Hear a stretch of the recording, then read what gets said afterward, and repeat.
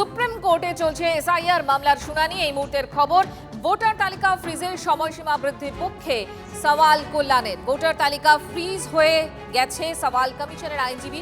প্রথম দফা ভোটের আগে যত বেশি সম্ভব শুনানি শেষের আরজি কল্যাণের। আমরা ট্রাইব্যুনালের উপর চাপ তৈরি করতে পারি না, স্পষ্ট জানিয়ে দিলেন প্রধান বিচারপতি। বাংলার মানুষ আপনাদের মুখাপেক্ষী, সওয়াল কল্যাণের। সুপ্রিম কোর্টে চলছে এসআইআর মামলার শুনানি। ভোটার তালিকা ফ্রিজের সময়সীমা বৃদ্ধির পক্ষে সওয়াল কল্যাণের। ভোটার তালিকা ফ্রিজ হয়ে গেছে, সওয়াল কমিশনের আইনজীবী। প্রথম দফা ভোটের আগে যত বেশি সম্ভব শুনানি শেষের আরজি কল্যাণের। আমরা ট্রাইব্যুনালের ওপর চাপ তৈরি করতে পারি না, স্পষ্ট জানিয়ে দিলেন প্রধান বিচারপতি। বাংলার মানুষ আপনাদের মুখাপেক্ষী, সওয়াল কল্যাণের।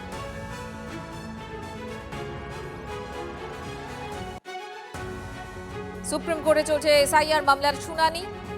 ভোটার তালিকা ফ্রিজের সময়সীমা বৃদ্ধির পক্ষে সওয়াল কল্যাণ বন্দ্যোপাধ্যায়। এসআইআর মামলার শুনানি চলছে সুপ্রিম কোর্টে। এই মুহূর্তে সওয়াল জবাব পর্ব সম্পর্কে জানতে চাইব। শ্রাবন্তী শাহ আমাদের সঙ্গে রয়েছেন, আমার সহকর্মী জানাবেন। শ্রাবন্তী,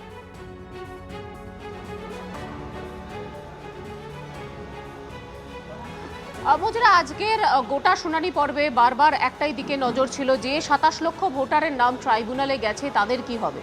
এখানে স্পষ্টভাবে সুপ্রিম কোর্ট যেটা জানিয়ে দিয়েছে যে কোনোভাবেই যারা অবসরপ্রাপ্ত বিচারপতি রয়েছেন তাদের উপরে চাপ সৃষ্টি করা যাবে না। এখানে কল্যাণ বন্দ্যোপাধ্যায় তারা বলেছিলেন যে ২৩ তারিখ পর্যন্ত অন্তত কিছুটা যাদের নিষ্পত্তি হচ্ছে সেইটুকুনি শেষ করে দেওয়া হোক, কিন্তু শেষ পর্যন্ত বিচারপতি সূর্যকান্ত তিনি স্পষ্ট করে দিয়েছেন যে কোনোভাবেই বিচারপতিদের উপরে চাপ দেওয়া হবে না।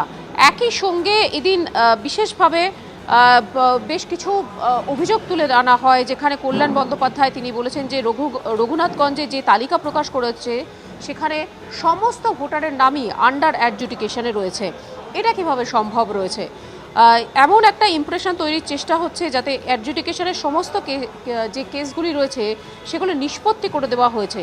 ১৬ লক্ষ আবেদন জমা পড়েছে, তাদের ভোট দেওয়ার সুযোগ যাতে দেওয়া হয় তারই আবেদন জানান কল্যাণ বন্দ্যোপাধ্যায়। প্রধান বিচারপতি স্পষ্ট জানিয়ে দিয়েছেন যে এই প্রশ্ন ওঠেই না। বিচারপতি জয়মাল্য বাগচি পাল্টা বলেছেন যে কলকাতা হাইকোর্টের প্রধান বিচারপতি জানিয়েছেন যে ৩৪ লক্ষ আবেদন জমা পড়েছে, ফলে এত লক্ষাধিক ভোটার তাদের নিষ্পত্তি এই মুহূর্তে যে সম্ভব নয় সেটা একই সঙ্গে স্পষ্ট করা হয়েছে। অন্যদিকে এনআইএ যে রিপোর্ট জমা দিয়েছে সেই প্রসঙ্গ ওই দিনকে উঠে আসে। আরেকবার জুডিশিয়াল যারা অফিসার এই কাজ করেছিলেন তাদের নিরাপত্তা নিয়ে রীতিমতো আশঙ্কা প্রকাশ করেন প্রধান বিচারপতির বেঞ্চ। তারা বলেন যারা এ রাজ্যে কাজ করছেন সেই সমস্ত জুডিশিয়াল অফিসারদের প্রশংসা করার পাশাপাশি তিনি বলেন যে তাদের আপাতত নিরাপত্তা দিতে হবে। কাজ শেষ হয়ে গেলেও তারা কিছুদিনের জন্য নিরাপত্তা পাবেন। যারা অন্য রাজ্য থেকে এসেছিলেন তারা যদি অন্য রাজ্যে চলে গিয়ে থাকেন তাদের আর নিরাপত্তা দেওয়ার প্রয়োজন নেই, কিন্তু জুডিশিয়াল অফিসারদের নিরাপত্তা সুনিশ্চিত করতে হবে। একই সঙ্গে জুডিশিয়াল অফিসাররা এদিনকে এতদিন ধরে একটা হারকিউলিয়ান জব সেটা শেষ করেছে, একটা বিশাল পরিমাণ কাজ তারা সমাপ্ত করেছে। নিজেদের কাজের পাশাপাশি অর্থাৎ নিজেরা যে বিচার প্রক্রিয়ায় অংশগ্রহণ করেছিলেন সেটার পাশাপাশি তারা এই কাজটা করেছেন বলে প্রশংসাও করা হয় প্রধান বিচারপতির বেঞ্চ থেকে। এবং এটা আজকে স্পষ্ট করে দেওয়া হয় যে কোনো সন্দেহ নেই ট্রাইব্যুনালের দায়িত্বে যারা আছেন তারা সুনির্দিষ্ট সময় দায়িত্ব সহকারে কাজ করবেন। এখন মঞ্জিরা, খুব স্বাভাবিক প্রশ্ন, পরের সপ্তাহে শুনানি স্থির হয়েছে, তারপরেই ২৩ তারিখ ভোট রয়েছে। খুব স্বাভাবিকভাবেই যেটা মনে করা হয়েছিল আজকের পরে সুপ্রিম কোর্টের পক্ষ থেকে একটা নির্দেশ যদি আসে ট্রাইব্যুনালে যে কটি কেস পেন্ডিং রয়েছে তাদের যদি ভোট দিতে পারেন সেই ব্যবস্থা করা। এখানে কমিশনের আইনজীবী স্পষ্ট করে দিয়েছেন তার বক্তব্য, যেহেতু ভোটার তালিকা ইতিমধ্যেই ফ্রিজ হয়ে গেছে তাই আর এটা সম্ভব হচ্ছে না। আলাদা করে কোনো নির্দেশও দেওয়া হয়নি সুপ্রিম কোর্টের পক্ষ থেকে যাতে এই সমস্ত ভোটাররা, প্রায় ২৭ লক্ষ ভোটার যারা ট্রাইব্যুনালে আবেদন করবেন তাদের যে তারা এবারে যে ভোট দিতে পারবেন এরকম কোনো নির্দেশ এদিনের শুনানিতে হয়নি। কার্যত বলা যেতে পারে ট্রাইব্যুনালে নিষ্পত্তি হলেও অন্তত এই বিধানসভায় সম্ভবত আর ভোট দিতে পারছেন না এই ২৭ লক্ষের মধ্যে কোনো ভোটারই। মঞ্জিরা। শ্রাবন্তী, আপাতত তোমাকে ধন্যবাদ।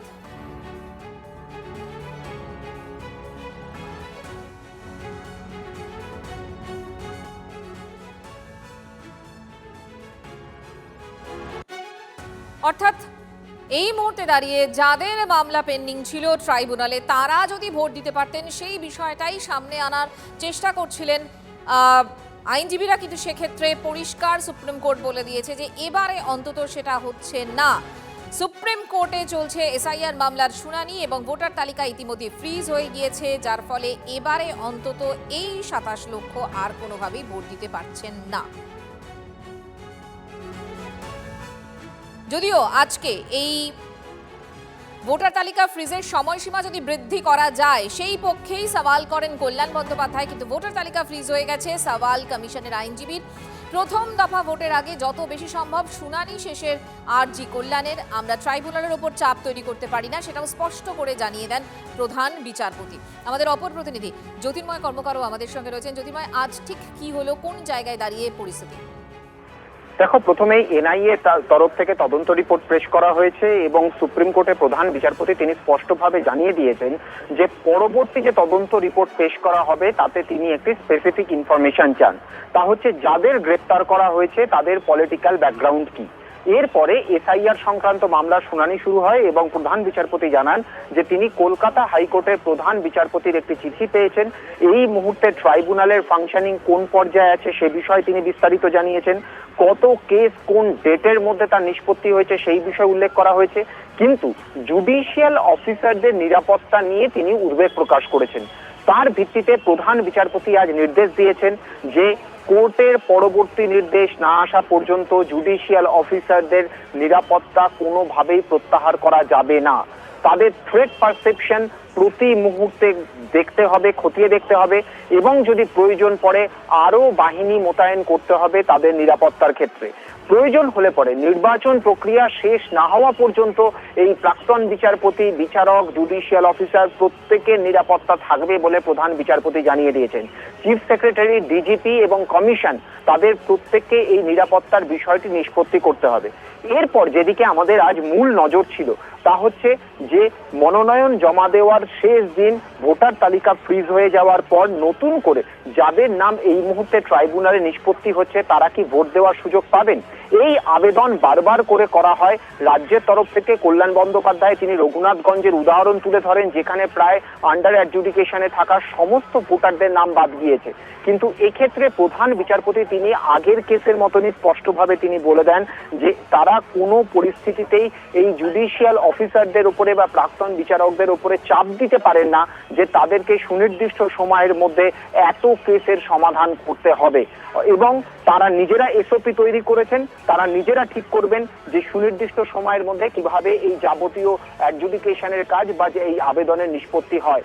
এর পাশাপাশি যে বিষয়ের আজ কোনোভাবে নিষ্পত্তি হলো না তা হচ্ছে যে এই যে যাদের নাম এখনো পর্যন্ত ট্রাইব্যুনালে পেন্ডিং রয়েছে তারা আদৌ ভোটাধিকার পাবেন কিনা। বিষয় পরিষ্কার করো তো, যাদের নাম সত্যি পেন্ডিং রয়েছে ট্রাইব্যুনালে তারা এবারে কি আদৌ ভোট দিতে পারবেন নাকি পারবেন না? একদমই এই বিষয়ের নিষ্পত্তি এখনো পর্যন্ত সুপ্রিম কোর্ট করেনি। আজ আইনের ধারা তুলে আইনজীবী শ্যাম দেওয়ান তিনি রাজ্যের তরফ থেকে বিষয়টি তুলে ধরেন এবং বলেন যে তাদের ভোটাধিকার সেটাও সংবিধান সম্মত এবং সেই সংবিধান মেনে তাদের ভোটাধিকার দেওয়া হোক। অপর দিক থেকে আইনজীবী নাইডু যিনি কমিশনের তরফে রয়েছে তিনিও আইনের ধারা তুলে তিনি বলেন যে ভোটার তালিকা ফ্রিজ হয়ে যাওয়ার পর নতুন করে আর কারো নাম সংযোজন করা যায় না।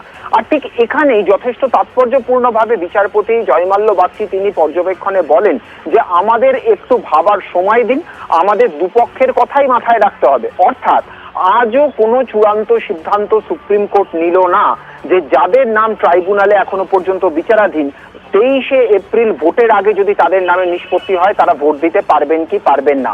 তবে বারবার ধরে যে কথা উল্লেখ এক্ষেত্রে করা হচ্ছে তা হচ্ছে এটি একটি চলমান প্রক্রিয়া। এর আগের দিনে শুনানিতেও বিচারপতি জয়মাল্য বাগচি বলেছেন যে যাদের নাম বাদ যাচ্ছে পরবর্তী ক্ষেত্রে ট্রাইব্যুনালে তাদের নাম সংযোজন হতে পারে তারা এবারের ভোটে ভোট দিতে পারবেন না, কিন্তু পরবর্তী ক্ষেত্রে তারা তাদের ভোটাধিকার পাবেন। অর্থাৎ এই যে বিপুল সংখ্যক মানুষ যাদের নাম ট্রাইব্যুনালে রয়েছে তারা ভোট দিতে পারবেন কিনা সেই সংশয় আগের মতোই এখনো পর্যন্ত থেকে গেল। জ্যোতির্ময়, ধন্যবাদ তোমাকে।